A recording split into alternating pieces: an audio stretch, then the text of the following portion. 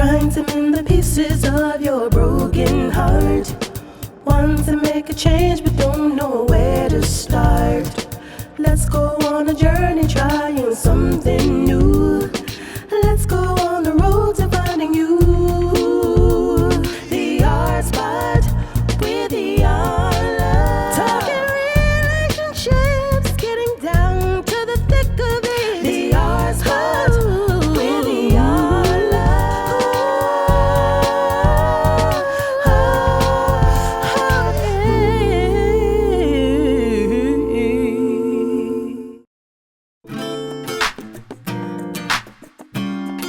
Welcome to the R Spot, the place where we explore and examine and dissect all issues regarding relationships, all kinds of relationships. But we really want to be better in our relationships. So the more information we have about how to be, the better off we will be. And this week, I want to talk about a very important topic, because so many people get stuck not in a relationship, but what happens when the relationship is over. So this week, I want to talk to you about how to do a relationship autopsy. I mean, the relationship is over. It's dead, defunct, departed, finito, all right? It is resting in peace, or maybe not. Maybe it's on its way to the final resting ground, the place where you and that person or that relationship will no longer be together. And you can't help but ask yourself, what happened? Now, if you are the least bit curious about what you can learn and what you can learn about yourself from having been in a relationship, then do an autopsy. An autopsy is a thorough examination of the intricate details and the ins and outs of the relationship that can help you determine and understand not only why the relationship ended, but the role you played in its death. I know everybody thinks it was done to them, but we all create our reality moment by moment by moment. And even if you didn't play a role in the death of it, how you respond to its death is also teaching you something about who you are. This means that you must be willing to look at yourself as you look at the relationship. The perfect time to do an autopsy of a relationship is after it ends, before you begin another love relationship. Otherwise, you're going to take the same dis-ease from the past into the future. And even if you haven't been in a relationship for a while, if the relationship died years ago, you can still exhume that dead relationship from your past and find out clues about why it died. Now, I'm not talking about when the person died. I'm talking about when a relationship died. And if your relationship was a love interest, well, even better. It doesn't matter who left or who stopped speaking to who or what happened in the intricate details. A dead relationship can tell you a lot about how you do relationships in general. And that leads to a greater sense of self-awareness that you take into your new relationship. So let's get to it, okay? Now, here's where you should start. When you think about that relationship that is no more, what 3 words do you believe best describe how you feel about the current state of the relationship?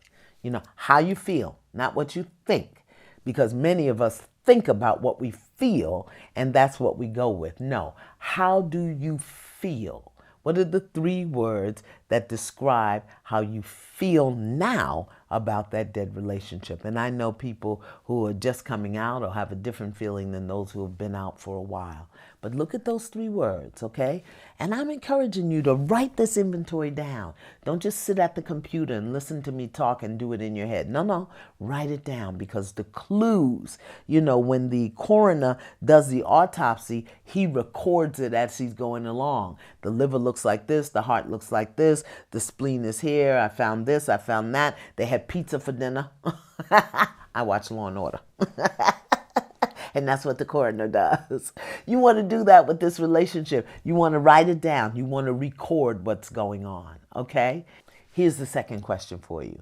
What 3 words do you believe best describe about how you feel about the other person, the ex, the husband, or the wife bin? How do you feel about that person? You know, I was in a relationship for almost 40 years with the same person. We were married twice. And I can honestly say, even though we finally ended our marriage when he left me, I can laugh about it now. I wasn't laughing back then. I absolutely love this man. I will love him until the day I die.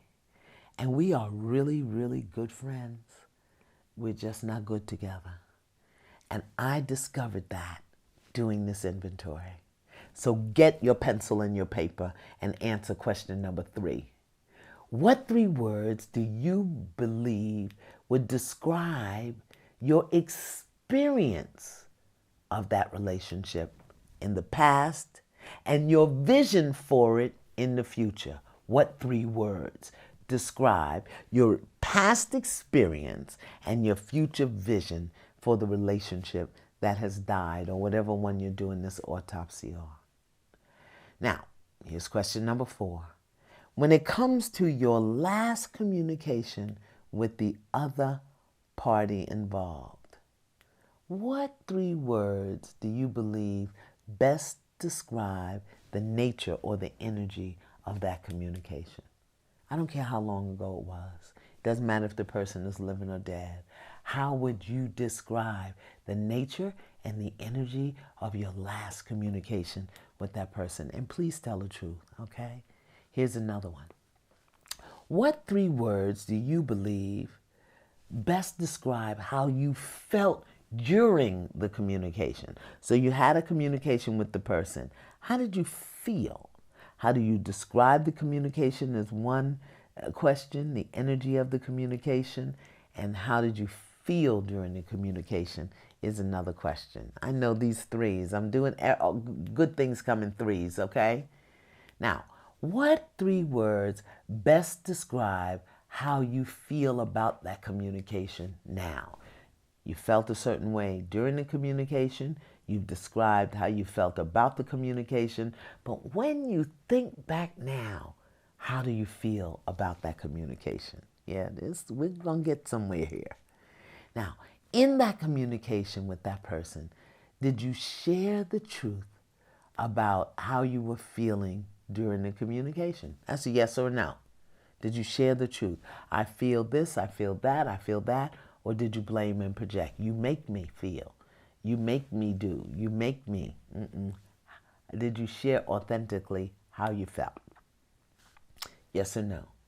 Now, no relationship dies without a very quick, abrupt, or a long-term breakdown. This means something either happened quickly or over the course of a period of time that caused the relationship to die. So now let's take a look there. Now we're going into another organ, the organ called the breakdown. And I encourage you to write down your responses to these inquiries. Now describe what you believe happened to cause the final breakdown in the relationship, and write as much as you feel necessary to fully explore the experience. What do you believe happened, okay? And how does that experience, as you have described it, make you feel right now? You describe what happened to cause the breakdown. Read that description and tell me, how does it make you feel now? Just the description. And from your perspective, what went wrong in the relationship over the long haul? What went wrong? Here's another one. Now, understanding or having identified what you feel, think, believe went wrong, how do you feel about yourself as a result? And how do you feel about the other person? These are some good, juicy questions. You may not be able to answer them all in one sitting. So do what you can. Come back to this later. It'll still be there, okay? Now, take a breath with me. This is a pearl clutching moment. So take a breath, clutch your pearls. What role do you believe you played in the breakdown of the relationship? What did you do, not do? What did you say, not say? What did you act like you didn't know? Get that answer. Now here's a really interesting question. What worked for you in this relationship? Keep the focus on you, not the other party. What worked for you? Meaning, I feel I got, or I felt that by not doing, I felt by doing. Did it work for you? Not what worked for them. And then answer this question. What didn't work for you in this relationship? Again, keep the focus on you. It didn't work for me that it didn't work for me that all right? Now, what character traits or behavior did the other party demonstrate that have had a negative impact on you and are still challenging you to this day? What character traits did they have that have had a negative impact on you? Then we're going to go here.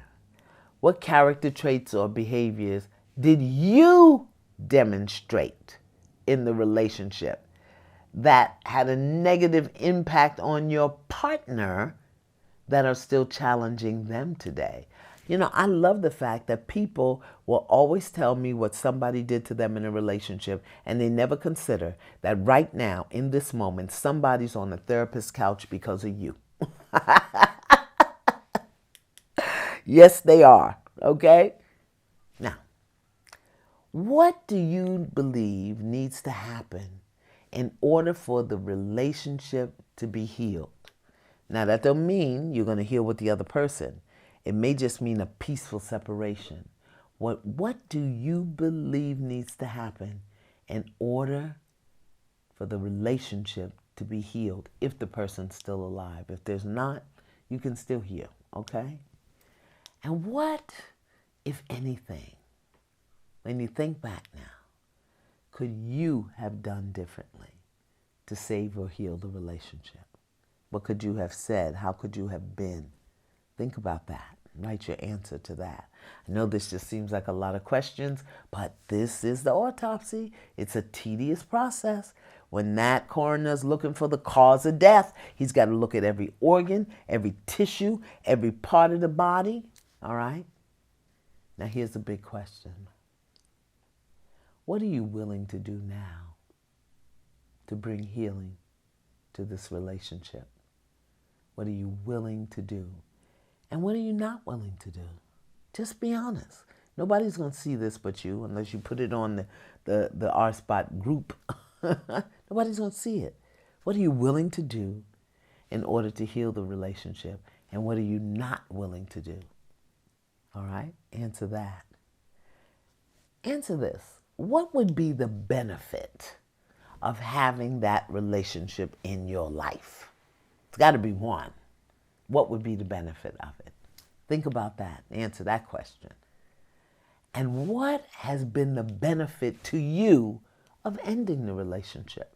You see, we don't do anything that doesn't have a reward, a payoff, or a benefit. So what was the benefit to you for ending this relationship? I'm telling you, it's there. Now we're going deep, okay? This is not pearl clutching. This is deep breathing.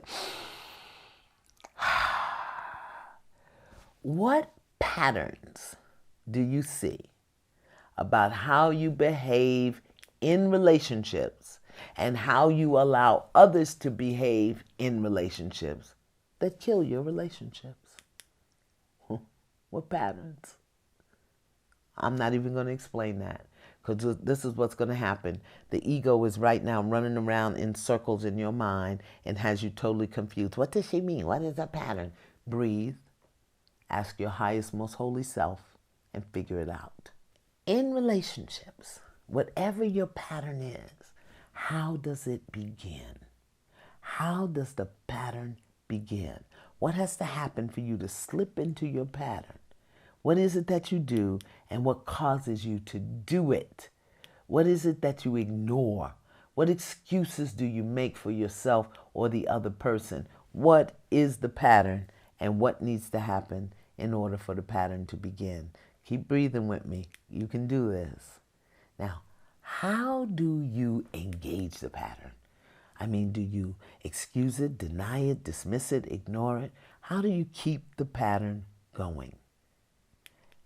And what does this pattern of your behavior have to do with the other party?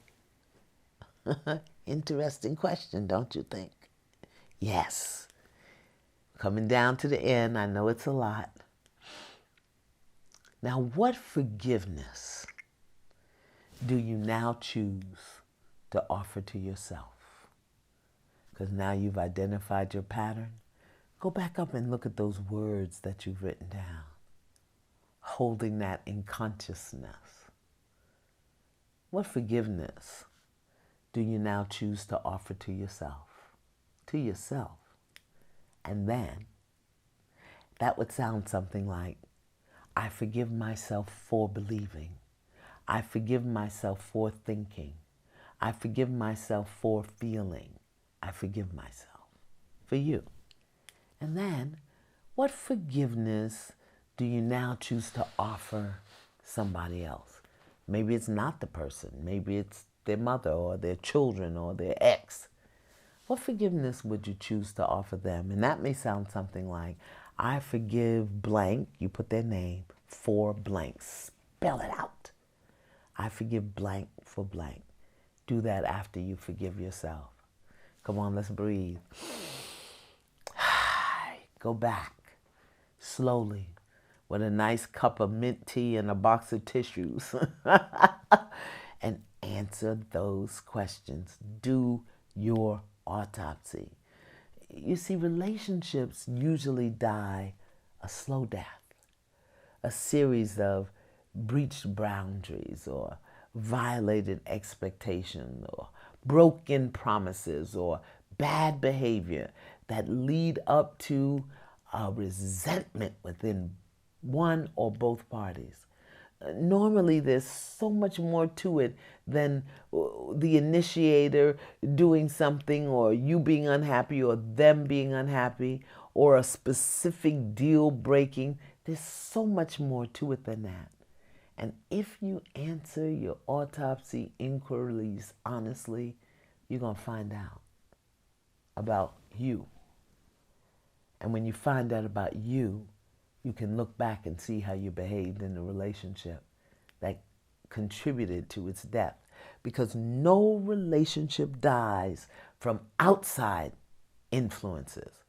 All relationships die from the toxicity within the relationship.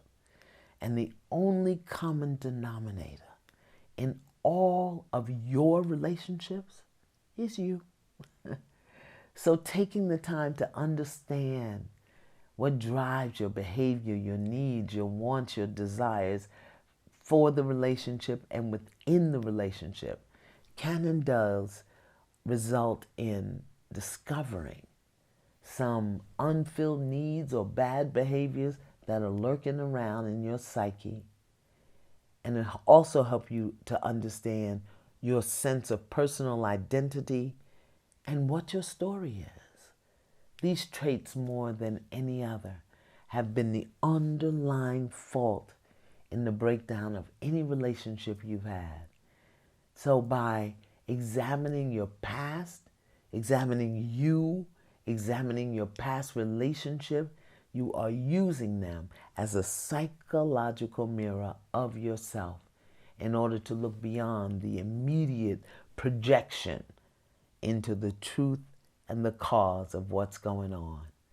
Telling you, I did a relationship inventory after the end of an almost 40-year relationship. And the things that I found out about myself horrified me. I was horrified, but I was healed.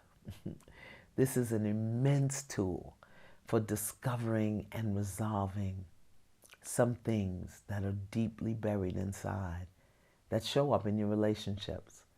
So by performing the relationship autopsy, you're looking for the underlying choices. You're looking for the underlying behaviors that lead to the demise of your loving, intimate relationships over and over and over. Now, once you've identified what they are, you're going to have to determine what to do about them. And what I say, take a breath, forgive yourself, and let them go. Because by addressing the underlying issues, you'll resolve a plethora of other issues and symptoms that show up in your life. Address the cause, not the symptom. The breakdown of the relationship is the symptom. There's a cause. And while it's very easy to point the finger at them and what they did, here's the bottom line. You called them into your life for a reason. All right? So we want to do our relationship inventory. We want to identify those words and thoughts that we're holding on to. We want to identify our self-defeating patterns of behavior that are stealing from you the very thing you want. The value of taking stock of a relationship when it ends is that it teaches you a lot about who you are and what developmental healing tasks are necessary for you. And if you have to pause to evaluate your old relationships and clean them up, see what developmental tasks you need to complete, well, the next time you choose a partner, it is going to be pure joy. Don't forget to write me and let me know how much good has come your way. Hope this helps. The Art Spot. And now for our question of the day. Iyanla, both me and my partner know that our relationship is over. We haven't slept in the same bed for almost a year. We are kind and cordial to one another, but we rarely speak about anything valuable or meaningful. Thank God we don't have children. We've been in this relationship for 6 years, and we're at the point where neither one of us wants to be the first to say goodbye. What would you recommend as our next step? Wow. I love that question. I love that question. Who sang that? Gladys Knight, right? Neither one of us. It's sad to think we're not going to make it, and it's gotten to the point where we just can't fake it. Yes, for some ungodly reason, we just won't let it die because neither one of us wants to be the first to say goodbye. Common problem. So I want to say two things. Number one, when you're at that point, it means it's not over. It may be over out there, but it's not over in here. There's something that you are still holding on to, or it could just be that you're lazy and you haven't made a plan on how to get out. Okay? So since you wrote me, it must mean you are the one who wants to say goodbye first. So let me ask you a few questions. Do you have your exit plan? Do you have your exit strategy? And I tell people, when you know a relationship is going to end, have an exit strategy. Is it going to be another 3 months, another 2 months? Whose house are you living in? Is it joint property? Do you need to sell the house? Is it her house? Is it your house? What about financial support? Your financial support. When one party doesn't have the economic means to move out on their own, they'll stay. And I say that's where your exit strategy comes into play. You know, the universe is such a benevolent place. Once you get your vision, and once you get your intent, and once you're clear, I'm out. I don't care if it's $1 or 50 cents. Get you an exit strategy can, an exit strategy jar, an exit strategy bucket, and every time you get $1, you put a portion of it into your exit jar. And you'll see how the universe will begin to send you more income and more resources and more opportunities, because now you have an intention and a vision. Why don't you want to say goodbye? Why would you stay somewhere where you don't want to be, and obviously where you're not wanted? Doesn't mean you can't part as friends. And that may be part of the challenge. Maybe you have a concern that if you really state what you want and you say you leave, you're going to lose your friend. And maybe you will for a little while. But as you heal and grow and your partner heals and grow, you can choose to come back together as friends. So that's what I would say to you, my beloved. You be the first one since you wrote me, okay? What is your exit strategy? By when will you be out? What do you need to get out? And when are you going to communicate to your partner that you're leaving? That's the big one. Don't sneak around hiding money and looking at apartments and putting ads on Craigslist so you can be somebody's roommate. Talk to your partner. Grow some cojones. Speak your truth and know that it will set you free. You be first. Go on. You be first. You can do it. The R Spot. Here is a hallelujah truth. It really is okay to outgrow other people, even people that you love. It does absolutely no one a great service for you to hold yourself down, for you to hold yourself back, for you to deny your growth, your healing, your evolution, just to keep other people comfortable. In fact, if you allow them to steal from you the value and the benefit of your growing, learning, healing, living, loving, you're not helping them. You make them a thief because you are denying them the opportunity to give you something that you need, loving support. Yeah. I want to thank you for joining me here at the R Spot. And if you've enjoyed the episodes that you've been seeing, I encourage you, I invite you to subscribe to the Iyanla Vanzant YouTube channel. And that way you'll get a notice. You'll get a little ping ping on your smartphone or in your email box anytime we put up a new episode. I also invite you to like me on Facebook and follow me on Twitter and Instagram. See, I got it right this week. Trying to mend the pieces of your broken heart.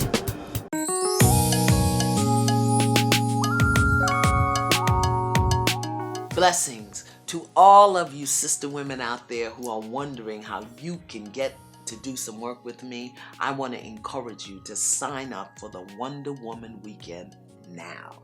This year, Wonder Woman will be held October 27th through the 29th in Bethesda, Maryland. But I want you to begin registering now so that when you get to the final hour, you'll be all set and ready to go. Now, what exactly is Wonder Woman? Wonder Woman is an opportunity for you to come together, to heal, to grow, to learn in a community of like-minded women. Now, let me just say this. If you're coming to see me, if you're coming because you think that I have some magic bullet that will change your life, save yourself the trip. But if you're coming to do some work, if you're coming to find out how to move forward in your life, if you're coming because you are ready to do the work required to become your greatest self, then go to www.innervisionsworldwide.com, click on the link for the Wonder Woman Weekend, and sign up today. You can make a deposit and work out a payment plan so that you will be with us for a glorious weekend that will fix you so that you can make all the necessary fixes in every single area of your life. Wonder Woman Weekend, October 27th to the 29th. Go to www.innervisionsworldwide.com and hopefully I will see you there.